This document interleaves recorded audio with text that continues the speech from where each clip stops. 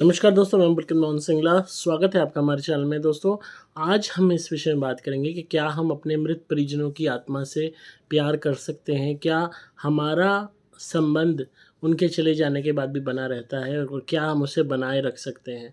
दोस्तों, ये विषय बहुत लोगों के लिए इम्पोर्टेंट है और हर इंसान ये चाहता है जिस भी प्यारे को उन्होंने खोया है, जिस भी परिजन को खोया है, वो उनको नहीं खोना चाहते। उनके चले जाने के बाद भी एक कनेक्शन महसूस करना चाहते हैं। वो चाहते हैं कि वो कनेक्शन बना रहे और उनका रिलेशन बना रहे। बहुत लोगों ने अपनी माँ को खोया होता है, जैसे मैंने अपनी माँ को खोया। बहुत लोगों ने अपने पिता को खोया होता है, बहुत लोगों ने अपने बहन को खोया होता है, किसी ने अपने भाई को खोया होता है, किसी ने अपने जिगरी दोस्त को खोया होता है, किसी ने अपने घर के किसी ने अपने दादा को खोया होता है। तो जहाँ भी बहुत ज़्यादा आपका प्यार होता है, और अगर हम खून के रिश्ते के विषय में पहले बात करें, जहाँ भी बहुत ज़्यादा प्यार होता है, हम अपने उन परिजनों को बहुत ज़्यादा मिस करते हैं। हम चाहते हैं कि हम उनसे संपर्क में बने रहें, और अक्सर वो परिजन घर में होते भी हैं, उनकी मौजूदगी हमें महसूस भी होती है। यहाँ तक कि सपनों में अक्सर वो हमारे को कुछ ना कुछ गाइडेंस देने आते हैं। अगर हमारे निजी रिश्ते उनके साथ हमेशा सही थे, जब भी वो जीवित थे, और हम उनके प्रति प्यार में थे, वो हमारे प्रति थे, एक-दूसरे के बगैर नहीं रह सकते थे, तो कहीं न कहीं वो जो तड़प होती है, वो मरने के बाद भी कायम रहती है। आत्मा भी अपने उस जीवित परिजन के लिए तड़पती है, और जीवित परिजन भी अपनी उस मृत परिजन के लिए तड़पता है। तो कहीं न कहीं हमारा प्यार उस परिजन के प्रति, उस मृत परिजन के प्रति बना रह सकता है, और बना रहता भी है। हम चाहते हैं कि उस प्यार को हम व्यक्त करें, और हम चाहते हैं कि उनका प्यार भी हम प्राप्त करें, पर इसका माध्यम या साधन नहीं पता होता। कहीं न कहीं बहुत लोग सवाल करते हैं, क्या हमारा उनसे इस तरह कनेक्शन बनाए रखना ठीक है? क्या वो सही है? क्या वो सेफ़ है? कुछ केसेज़ में वो सेफ़ होता है, जहाँ परिजन ठीक होते हैं, जहाँ आप कोई भी शर्तें नहीं रखते। ये बंधन ऐसे होते हैं कि उस दुनिया में जाने के बाद आप शर्तें नहीं रख सकते, आप फ़ोर्स नहीं कर सकते। एनर्जीज़ होती हैं, आपको हर चीज़ ईश्वर पे छोड़नी है, कुदरत पे छोड़नी है, और सब कुछ आपने एक ऐसे दायरे में रह के करना है जिससे आप उस तरफ ना जाओ और वो इस तरफ ना आएँ। हालाँकि एक कनेक्शन बना रहे। वो तभी हो सकता है कि जब आप उनसे कोई भी नाजायज़ माँग ना करो।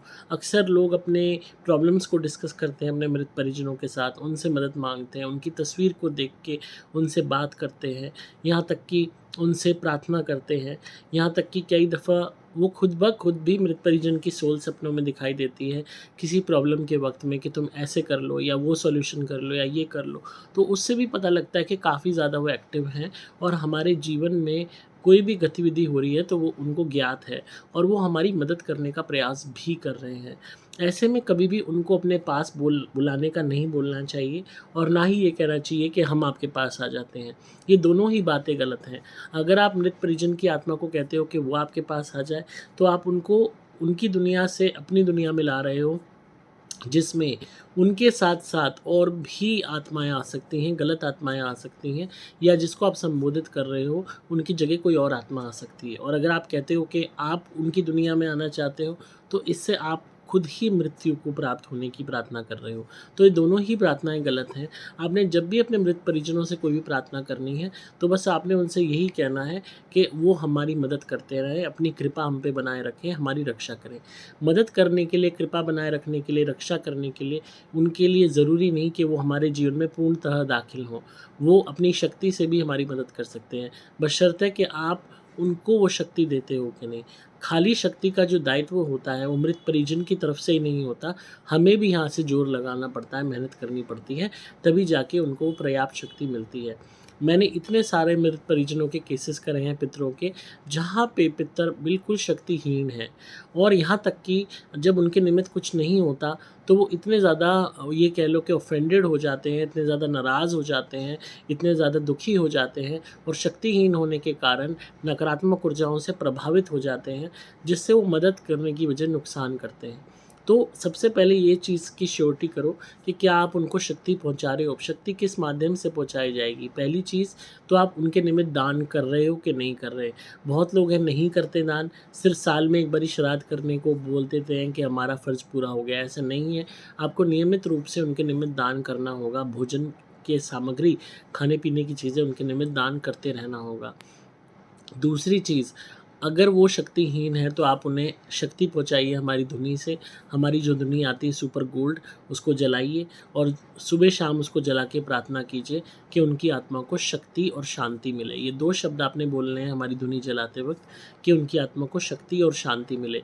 इससे उनको शांति मिलेगी और वो वैसी भौतिक लालसाओं से दूर होने लगेंगे और शक्ति इतनी ज़्यादा मिल जाएगी कि वो आपकी मदद कर पाएँगे। अगर वो किसी गलत जगह पे भी फँसे होंगे, नकारात्मक ऊर्जाओं से घिरे होंगे या किसी तांत्रिक के कब्ज़े में होंगे, तो भी वहाँ से छूटने की शक्ति उनको मिल जाएगी। यहाँ तक कि अगर वो किसी भी तरीके से किसी मुसीबत में भी होंगे, तो उस मुसीबत से निकलने की पर्याप्त शक्ति उनको मिल जाएगी। अपने आप मदद उनके तक पहुँच जाएगी जब आप हमारी धुनी करेंगे और ये प्रार्थना करेंगे कि उन्हें शक्ति प्राप्त हो। जब उन्हें शक्ति प्राप्त होगी तब वो इतने सज्ज हो जाएँगे कि वो आपके कलेश और आपके संकट काट सकेंगे। हमें ये नहीं पता होता कि हमारे मृत परिजन किस अवस्था में हैं, हम बस उनसे मदद माँगते रहते हैं। अब अगर वो कहीं फँसे हुए हैं या कहीं दुखी हैं या शक्तिहीन हैं, सपोज़ किसी का परिजन एक्सीडेंट से मरा और वो अभी भी उस तड़पन में पड़ा हुआ है, तो वो आपकी मदद कैसे करेगा? कैसे वो आके आपकी हेल्प करेगा जबकि वो खुद तड़प रहा है?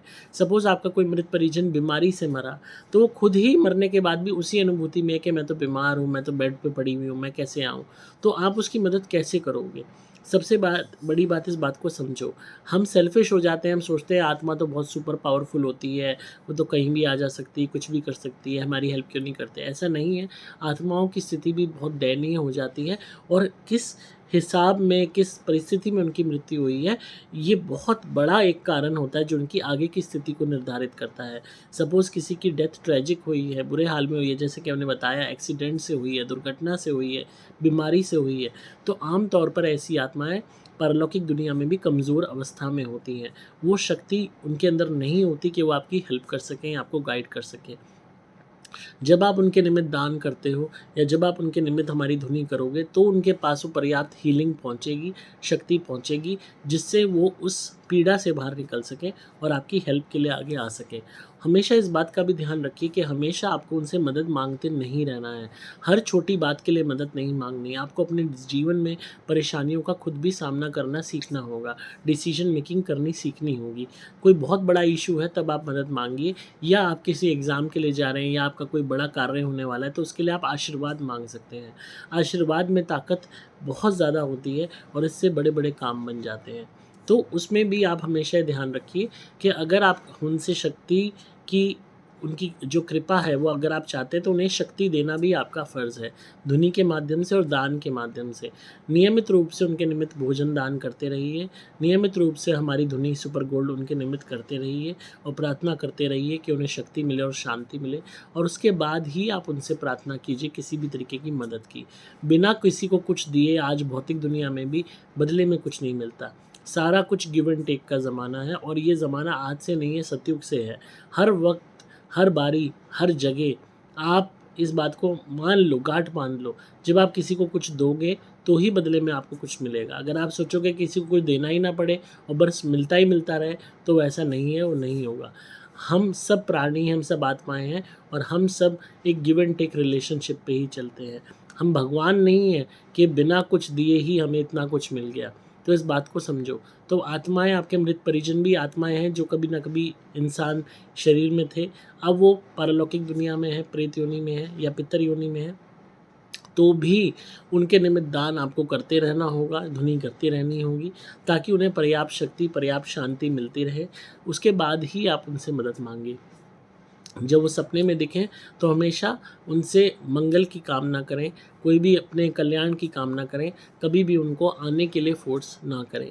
अपने आप देखेंगे कि आपका वो रिश्ता बना रहेगा और आपको वो टाइम टू टाइम गाइड करते रहेंगे, आपको सलाह देते रहेंगे, किसी न किसी वे में आपको संकेत देते रहेंगे जिससे आपका बचाव हो। उसमें भी उसी परिजन को चुनें जो आपके प्रति अच्छे थे, जो आपके प्रति सकारात्मक थे। कोई भी परिजन आपके प्रति नेगेटिव थे, तो उनको उनको याद ना करें। आप सिंपली ये प्रार्थना कर लें कि हमारे जो भी पितर हैं वो हमारी मदद करें। उसमें अच्छे पितरों के प्रति ही आपका जो पूरा ध्यान है वो जाना चाहिए। अगर आपको नहीं पता आपके पितर कौन हैं, तो भी आप ये प्रार्थना कर सकते हैं कि जो भी मेरे पितर हैं वो मेरी मदद करें, अपना आशीर्वाद और कृपा हम पे बनाए रखें। धुनी करते वक्त आप ये कहेंगे और ये कहेंगे कि हमसे कोई भूल हो गई हो तो हमें क्षमा करें। जब आप रेगुलर बेसिस पे क्षमा मांगेंगे तो ऑटोमेटिकली आपके बहुत से अपराधों को वो क्षमा भी कर देंगे। तो कहीं न कहीं हम इससे अपने मृत परिजनों से कनेक्ट रह सकते हैं और बिना उनको बुलाए या बिना उनकी जीवन में जाए हम उनकी कृपा को प्राप्त कर सकते हैं और उस संबंध को ताज़ा रख सकते हैं जो हमने शायद खो दिया था। तो आई होप आपको आज की वीडियो पसंद आई होगी और जिनका भी सवाल था उन्हें जवाब मिल गया होगा। आप मंगा सकते हैं सुपर गोल्ड धुनी अपने पितरों के निमित्त और रेगुलरली जलाइए, आपको बेनिफिट्स देखने को मिलेंगे और नियमित रूप से उनके लिए दान करते रहिए। आपको सिंपली मोबाइल नंबर 8130331007 पे व्हाट्सएप मैसेज करना होगा। नंबर दोबारा बोल रहा हूँ 8130331007। डिस्क्रिप्शन में आपको डिटेल्स मिल जाएगी, वेबसाइट का लिंक मिल जाएगा। आप यहाँ से लॉकेट भी मंगा सकते हैं और क्रिया वाले नारियल भी मंगवा सकते हैं उतारे के लिए। आपको आज की वीडियो कैसी लगी ज़रूर बताइएगा। मैं हूँ आपका दोस्त पुलकित मोहन सिंगला।